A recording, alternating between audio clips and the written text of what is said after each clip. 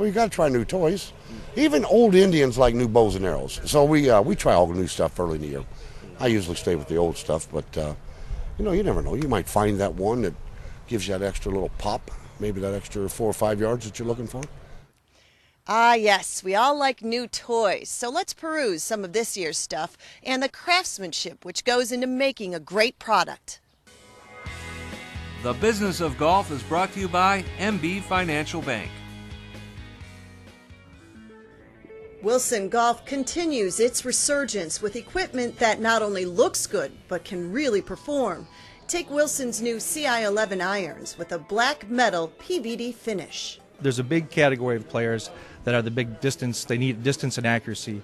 But that CI11 club, that's for that guy who just wants a little bit more feel, a little bit more of a player's look at a dress, and we're very excited about that product. It looks great, it plays great. Club design has escalated so much over the years. The mastermind behind Nike's clubs was lucky enough to work under the tutelage of one Ben Hogan for 4 valuable years. He talked a lot about a golf club is like a piece of jewelry. It needed to be, fine polished. He's really into the minute details.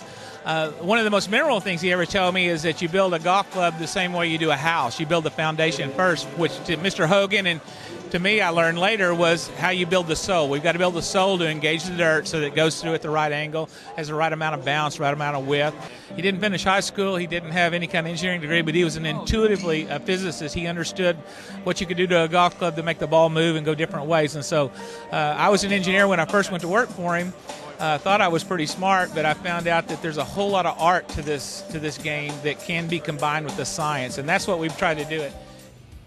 PGA Tour star Luke Donald continues to hone his game in part due to Mizuno clubs. He plays their MP 59 irons and MP R12 wedges. Being the fact that he has such a nice, repeatable swing, we learn a lot from him. Basically, if the current model that he's using, we have him hit some new prototype models, and we know his tendencies and those different things, so we can compare this data to that data and really kind of learn a lot from an R&D perspective. TaylorMade's Rocket Balls fairway woods have been making plenty of noise this year. There are also Rocket Balls irons, which feature hollow bodies that can really launch the ball. We have the 6 through the pitching iron, which is still very fast. It's a little bit longer than our burner 2.0 iron. And then we've made a serious advancement. In the 3, the 4, and the 5 iron, we knew that in order to get more distance, we really had to do something different. We've kind of reached how fast we can go with an iron, and we ended up going with a metalwood construction. That's some game improvement equipment there, but as any good club fitter would tell you, it all starts with the proper shaft. Let's have our friends at Club Champion explain.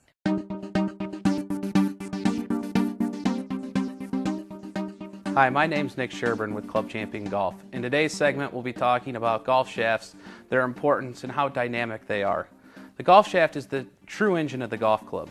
You can have the proper head, the proper length, the proper fly angle, but if you don't have the proper shaft, you will not be able to deliver the club back to the ball and hit the shot you desired. So what are some of the important parts of a golf shaft? First is weight. Weight ranges big time in golf shafts, and what does that mean for you? It means how you're going to stay on plane with that shaft and how you're going to deliver that club back to the ball. Shaft weights are very dynamic in the sense where they range from 45 grams to 135 grams in iron shafts, and in graphite wood shafts they'll range 35 grams to 105. So it's important that you get fit for the shaft that allows you to stay on plane and deliver the club back to the ball. The second most important thing to look at in a golf shaft, and specifically graphite wood shafts, is the torque. Torque is how the shaft twists around itself at impact and during loading. A tighter torque or a lower torque number is going to mean that the shaft feels a little stiffer or stouter when you're swinging it and when you hit the ball, typically allowing you to hit straighter, more consistent shots, but does make it a little harder to swing.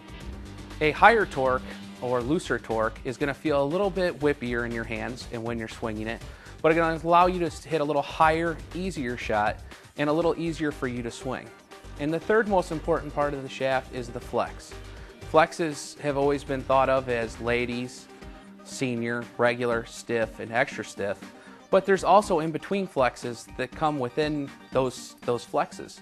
It's important that you have the proper flex specific for your swing speed, your body type, and the load you put on a golf shaft. So remember, the next time you're looking at new golf clubs, make sure you get a proper shaft fitting for them. This is the most important part of the golf club. Those are some excellent thoughts from Club Champion. Up next, it's instruction time with Northwestern's own Luke Donald. And we'll take a little driving tour to the site of this year's Illinois State Amateur Championship.